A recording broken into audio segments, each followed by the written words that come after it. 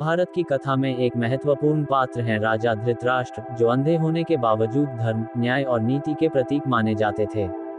लेकिन उनका अंधापन केवल शारीरिक ही नहीं, बल्कि मानसिक और आत्मिक भी था।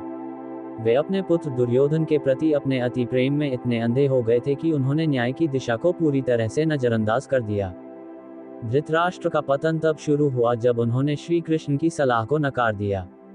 भगवान श्री कृष्ण ने उन्हें बार बार समझाया कि धर्म की राह पर चलना ही सर्वोत्तम है, लेकिन धृतराष्ट्र ने अपनी कमजोरी और पुत्र के प्रति मोह के कारण कृष्ण की बातों को अनसुना किया। कृष्ण ने कहा था, धृतराष्ट्र, तुमने दुर्योधन को गलत राह पर चलने दिया, तुम अपने कर्तव्यों से भागे।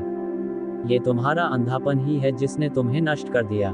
धृतराष्ट्र को ये समझने में बहुत देर हो गई कि धर्म की राह पर चलने से ही व्यक्ति का जीवन सच्चे सुख और शांति की ओर बढ़ता है। उनके पुत्रों ने अधर्म का रास्ता अपनाया और अंततः महाभारत का युद्ध हुआ, जिससे न केवल उनका परिवार बल्कि उनका राज्य भी नष्ट हो गया।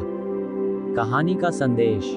धृतराष्ट्र की कथा हमें ये सिखाती है कि यदि हम अपनी कमजोरी और मोह में अंधे हो जाएं, तो हम सही निर्णय नहीं ले सकते। जीवन में कभी भी किसी के प्रति अंधे विश्वास और मोह से बचना चाहिए।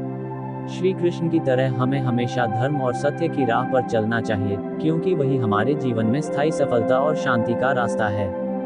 हमेशा याद रखें कि अगर हम अपनी आंखें खोलकर सही रास्ते पर चलें, तो हम किसी भी कठिनाई का सामना कर सकते हैं। जीवन में संकट आते हैं, लेकिन सही मार्गदर्शन और उद्देश्य की स्पष्टता से हम किसी भी अंधेरे से उबर सकते हैं।